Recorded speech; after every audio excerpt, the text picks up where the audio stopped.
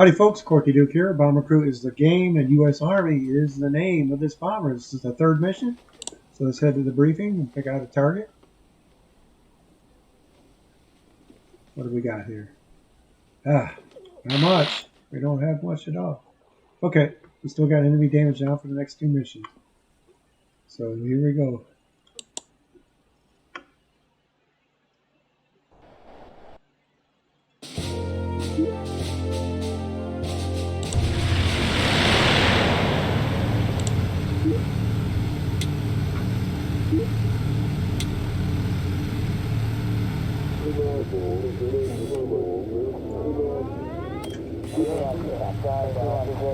And we're off. The waste text battle for this mission is Trenton. What a marvelous. I mean, this battle came right at the proper time, right? Because Washington had been doing nothing but losing. He lost New York City. He got chased out of New York, and this was a badly needed victory that went through the colonies. Like, oh my God, we won one, really? Just like that. And all through the Revolutionary War, Washington had this incredible spy ring, and he was a master spy leader. And the man that won him the Trenton garrison was a man named John Honeyman. And it's really a shame that the movie with Jeff Daniels, the Crossing the Delaware, doesn't portray John Honeyman at all. But John Honeyman, what he had done was he was one of Washington's spies, and he got into the Trenton garrison and befriended Johann Rall, the German commander. And he was telling him, "Oh man, I've been on the other side of the river. Washington's army is falling apart. They're deserting left and right. Have another drink, Colonel." And in the meantime, he made these accurate plans and maps of the entire garrison and got them back to Washington so he could use them. And the funny thing is, there was a loyalist who, of course, when they crossed the river, the first men on the other side of the river had to stop all traffic and detain everybody. And the movie does kind of show that, because otherwise loyalists would warn the garrison of the crossing. And one of the loyalists slipped through the guards and actually went to Trenton and wrote on a piece of paper that Washington's crossing the Delaware. Will probably be attacked in the morning. Do something about it. And he was drinking with his officers and playing cards when he got this letter, and he didn't bother to look at it. He just put it in his coat. And the next morning, when the attack happened, he was seriously wounded. And when he was wounded, he pulled out that letter and read it and realized the big mistake that he had made. And one of the Sons of Liberty episodes, I believe, reveals that pretty accurate. I like that Sons of Liberty cartoon. That was very historically accurate. But John Honeyman was just instrumental, the man that got him that first victory. And then, of course, 10 days later, they won at Princeton.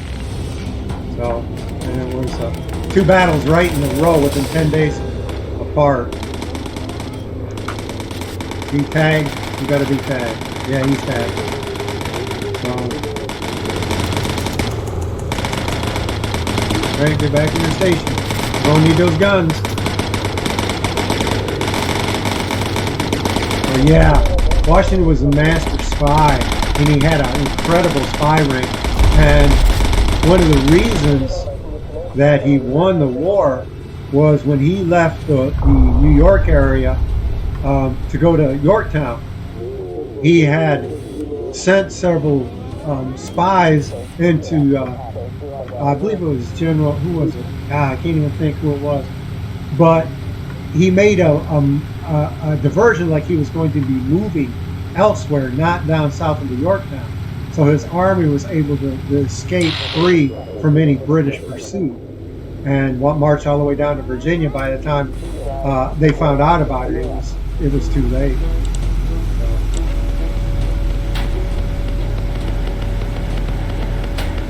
Ah, not gonna get this damn one. Ah, what's up with this? Take this freaking bastard.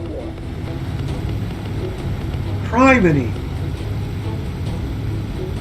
Yeah. We always think of Washington as being really honest, and that, man, what the hell? That story of him chopping down the cherry tree is fiction.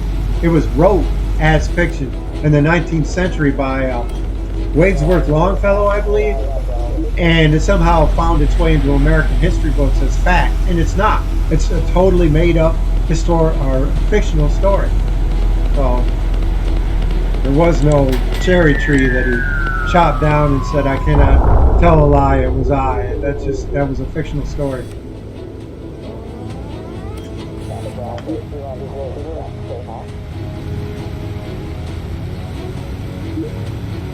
Makes you wonder what else has made its way into American history books as fiction and was turned into fact. So, well, I know one of the things that has is that Davy Crockett did not die fighting at the Alamo. He surrendered. There's about 10 or 11 of them surrendered, and they were brought forward Santa Anna, and Santa Anna had been executed. And this is well versed, and this is well documented with mostly Mexican sources, but you know, you're probably not going to get any honest. There, bastard. No, I got it. All right, I thought I missed it. I gotta get these guys tagged. All right, here we go. So that I never did see that Davy Crockett movie with John Wayne, The Alamo. Never did see it, but I'm sure it's got him fighting to the end, and that just didn't happen.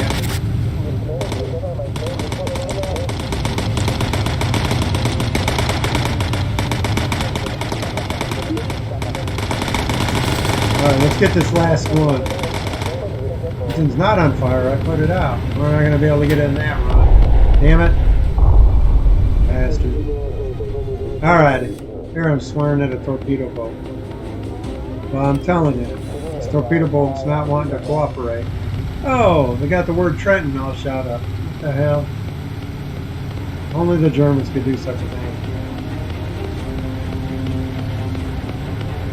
There we go. We got him now. Yeah.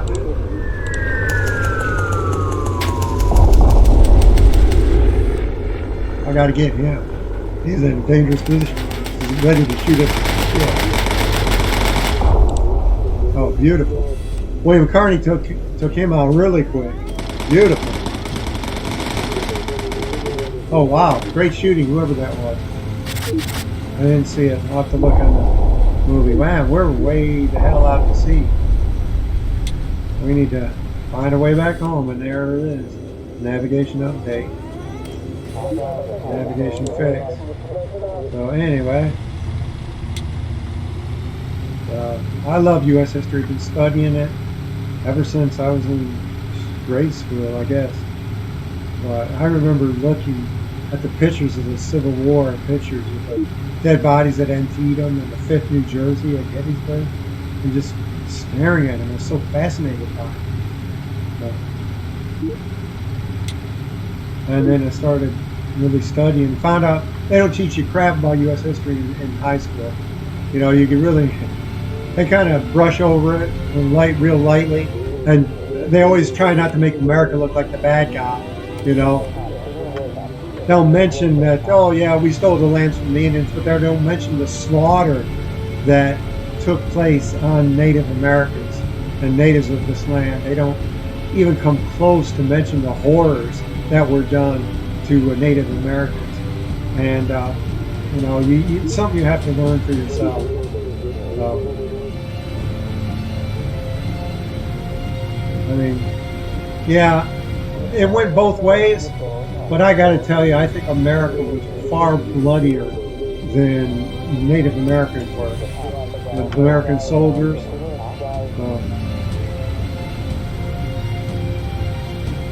And a lot of times the Indians wouldn't kill children and women they would incorporate them into their tribe. And after a while, they would even offer, if they wanted to go free, they would offer them if they wanted to go free. Some stayed, some didn't. Hydraulics. Am I going to be able to land? Yeah, second time with hydraulics. Going to have to fix that. Gonna have to upgrade it. We'll see if I'm going to be able to lower my landing gear.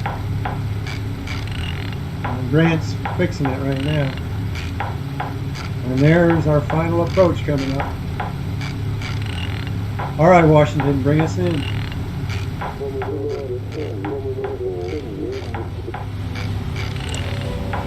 Yep, still going to work. Cool. Enough of the hydraulic system must be working. That's not something that this game doesn't take into account. There were a lot of times when the hydraulic system was completely shot out on a mission and the crew could not fix it. So they'd have to land without lowering their landing gear because that's what operated the landing gear was the hydraulic system. So, you know, the crew wasn't able to fix it in mid-flight.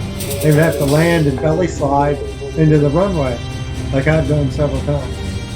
So, of course, it would cause incredible damage to the bomber, bending the propellers and even tearing the engine cowling and all kinds of stuff like that. Sometimes breaking the plane in half too.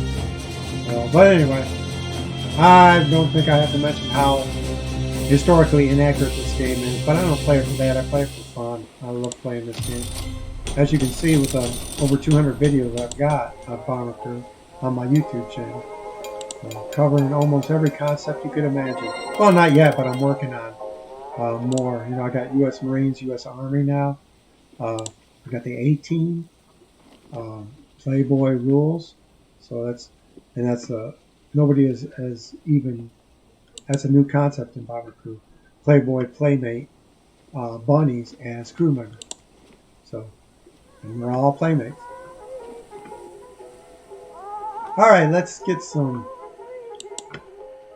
secondary skills going here. Gunner, yes. Doss, first aid. Makes sense. He was a corpsman anyway, or a medic. He was a medic. And I saw the movie once, and I guess he didn't want to, you know, kill anybody. So radio operator is Gunner. Your Carney navigator. Tail gunner. Audie Murphy.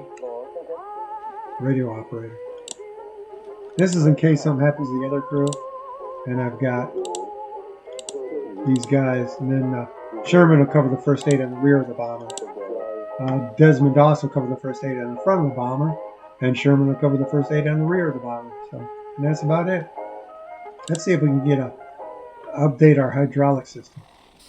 One more mission probably before we're able to buy 50 calibers. So hydraulics. There we go. All right. Well, let's leave it like that for right now. How much for 2 fire extinguishers? Well, we better get 2 fire extinguishers. All right. Looks good. Excuse me. I'm Corky Duke. CorkyDuke.com is my website. Like, comment, and share my videos. And subscribe to my YouTube channel. Look forward to tweet as soon as I figure out how to do it. And get all the kinks worked out of it. I'll be twitching. Not tweet, twitching. So I got one of my subscribers is requesting that I do Twitch. So I'm going to figure it out and start twitching. So, ooh. Anyway, thanks for watching. Take care, and we'll see you next time. Bye.